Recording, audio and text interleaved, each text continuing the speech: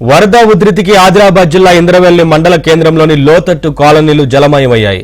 ఇళ్లలోకి వరద నీరు చేరడంతో ప్రజలు తీవ్ర ఇబ్బందులు పడుతున్నారు. కట్టుబట్టలతో బయటపడ్డారు. స్థానిక కాంగ్రెస్ నాయకులు సహాయక చర్యలు చేపట్టారు. బాధిత కుటుంబాలను సురక్షిత ప్రాంతాలకు తరలించారు.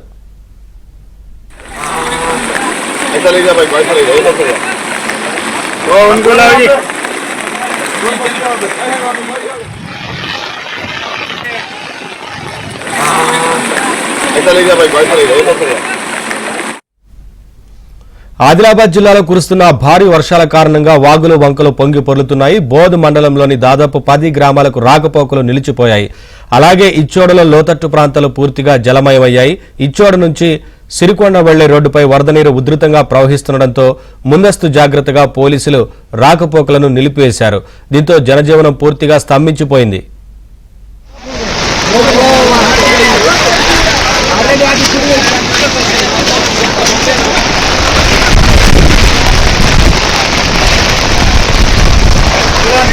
अपने घंटे भर में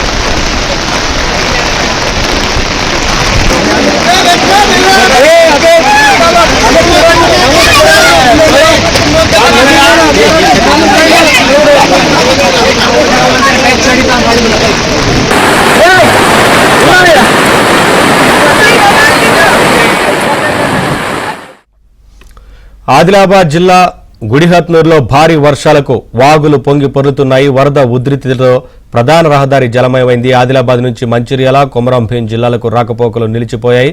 ఆదిలాబాద్ నుంచి ఉట్నూరు మధ్య భారీగా ట్రాఫిక్ జామ్ అయింది.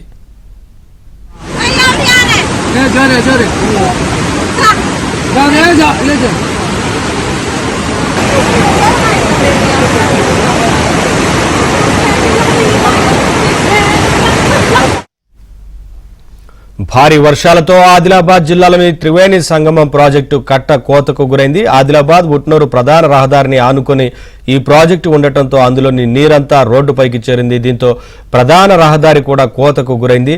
రాకపోకలకు తీవ్ర అంతరాయం ఏర్పడింది.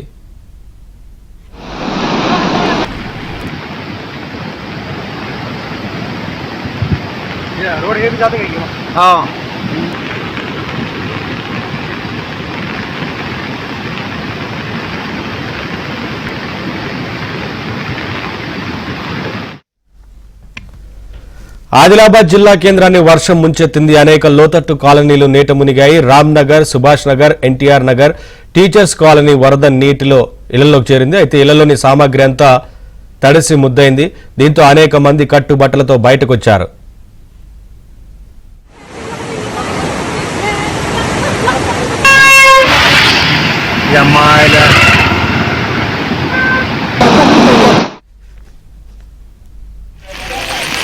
కలెక్టర్ గారు ఉన్నంత అధికారులు రామ్నగర్లో మొత్తం ఇళ్లలో నీళ్ళు వచ్చాయి. మొత్తం సామాన్లు అన్నీ మొత్తం నీళ్ళలో కలిసిపోయినాయి. మొత్తం ఇల్లు ఉండటానికి కూడా సౌకర్యం లేదు.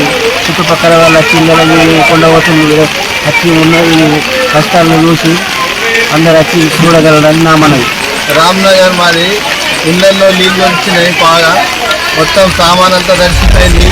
ఎవరు పట్టించుకునే నాదుడు లేడు. అందుకే రామ్నగర్లో కొద్దిగా చూసి మీరు అవకాశం తీసుకొని వస్తారని చెప్తున్నాం. జిల్లా కలెక్టర్ స్పందించాలా.